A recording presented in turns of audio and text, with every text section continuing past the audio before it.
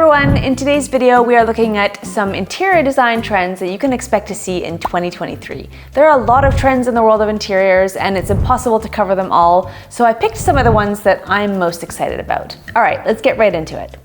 Number 1, emphasis on wood. There's been a huge overarching kind of macro trend in the interior world over the past couple of years to cozyfy the home and create a sense of well-being and safety in our homes. One of the many ways this trend continues to manifest itself is through the increased use of wood and wood tones. We're definitely rapidly moving away from all white interiors and all white everything everywhere. In fact, I'd say that trend is firmly in the rear view mirror now. Due to its warmth, versatility, and beauty, people are opting more and more for natural or stained wood finishes over other materials. In terms of the color wood that's trending, we're gravitating to deeper wood tones now, and we're seeing a lot of medium tones as well, like warm, rich walnut and chestnut tones. Wood furniture definitely has a warmth and coziness to it, and if your piece is vintage or antique, it makes it even more special. And speaking of vintage pieces are still very much on trend this year. Due to supply chain issues, which are still ongoing, and a desire to promote sustainability, it's not just hotshot designers turning to vintage and antiques now. Everyone is getting in on the vintage train. If you're looking to make a statement, or if you need a piece of furniture and you just can't wait 9 months for it to be shipped to you, then a vintage or antique piece is the perfect way to fill that need. You don't have to go to pricey boutiques, you can just go to your local thrift store. Just make sure you go often because you never know what piece might turn up for a steal. Number 3, decorative and colored glass. Glass isn't just boring old plain clear glass anymore. I'm seeing a lot of decorative pieces made out of colored glass, and even interior window panes and wall partitions made out of colored glass. I've always been a huge fan of colored glass, in particular depression glass from the 1920s and 30s. You know, that beautiful pink or green or pastel colored ornate glass servingware. So this is a trend that I can definitely get on board with. Ribbed glass is also going to continue to be huge moving into 2023. It's often being incorporated into doors, including cabinet doors, and I've even seen stained glass elements being reintroduced into homes, which I'm very excited about.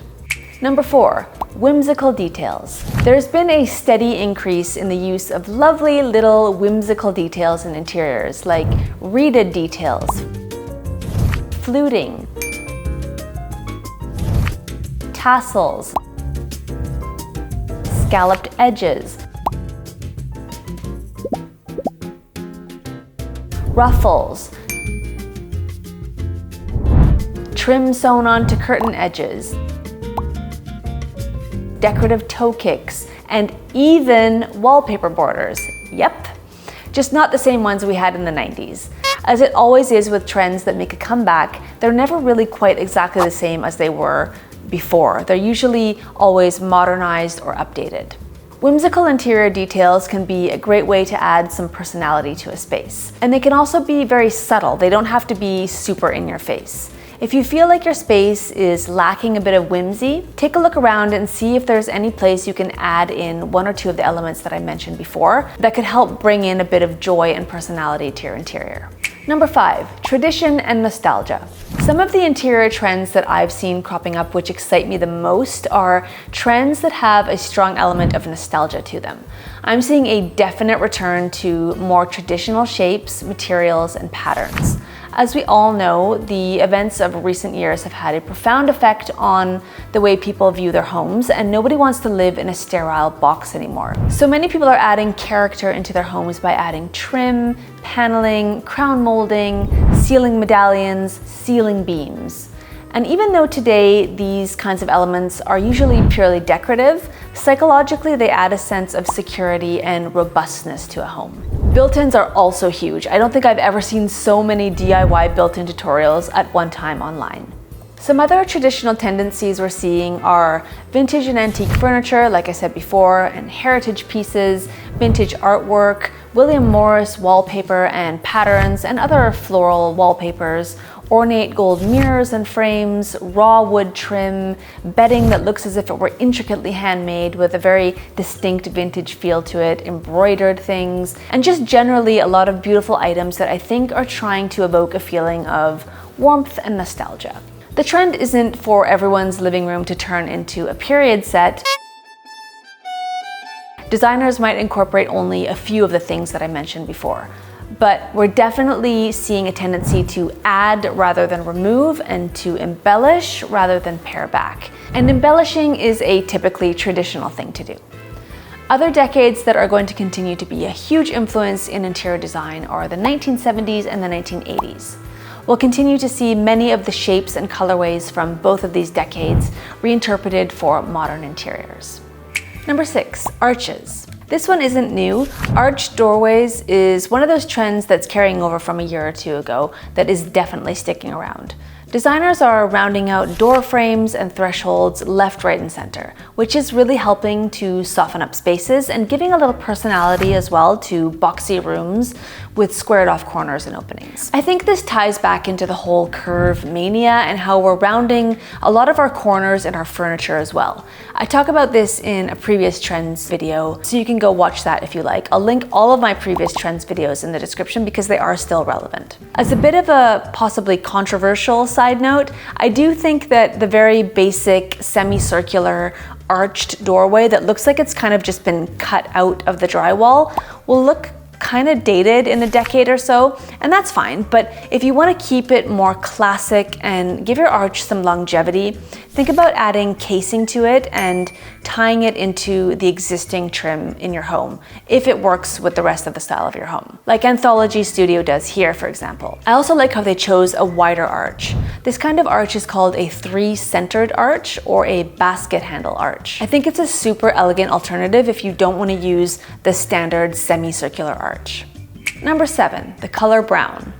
One color that has been seeing a huge surge in popularity is brown.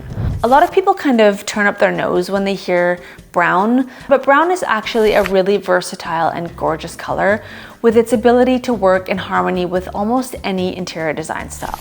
Also, psychologically, brown can have a really positive effect on our well-being as it's associated with the earth and soil and nature, and it can help create a sense of safety, stability, and security. Some ways to introduce brown into your home is through natural or stained wood furniture, smaller wood accessories, brown woven light fixtures, upholstery and textiles, and of course, brown paint.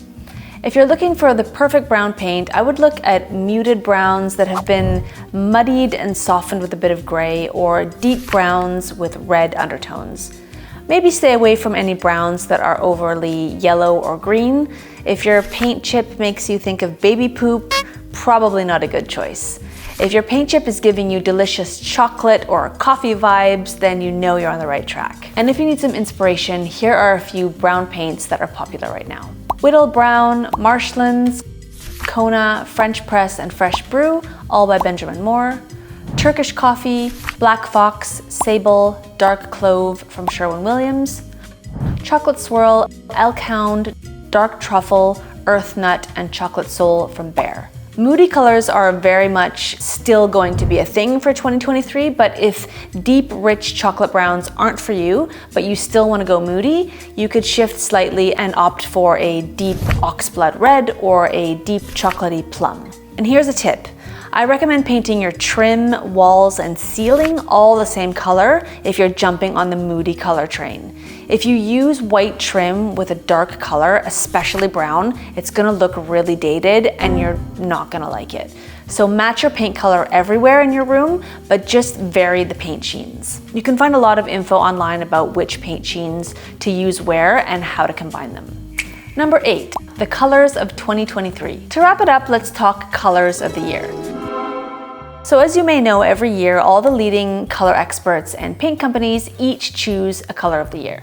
And even though personally I find the whole color of the year thing a little silly, a trends video wouldn't be a trends video without at least briefly discussing some of the colors that have been chosen. So if you remember, last year we had a lot of greens, which I think will actually continue to be popular for a while yet. Benjamin Moore this year chose raspberry blush, a super bold and saturated red-orange shade, which the company called unapologetic and the definition of charismatic color. Pantone chose Viva Magenta, calling it an unconventional shade for an unconventional time. Sherwin-Williams chose Reddened Point, which is like a muted, warm blush beige. They call the color minimal and cozy. This color has caused a bit of a stir, with many people saying that it looks like a Band-Aid or a hot dog.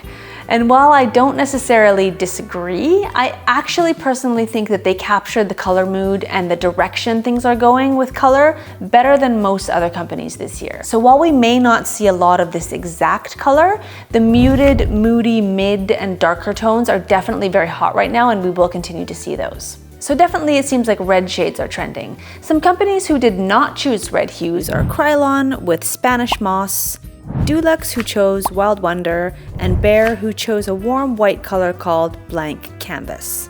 These colors might not be for everyone, but I think that some of them can definitely create a very bold statement. So if that's what you want for your space, then maybe give them a go. And lastly, some honorable mentions that we'll be seeing on the rise for 2023 interior design trends are plaster finishes, statement marbles, statement ceilings, and extravagant open wine displays.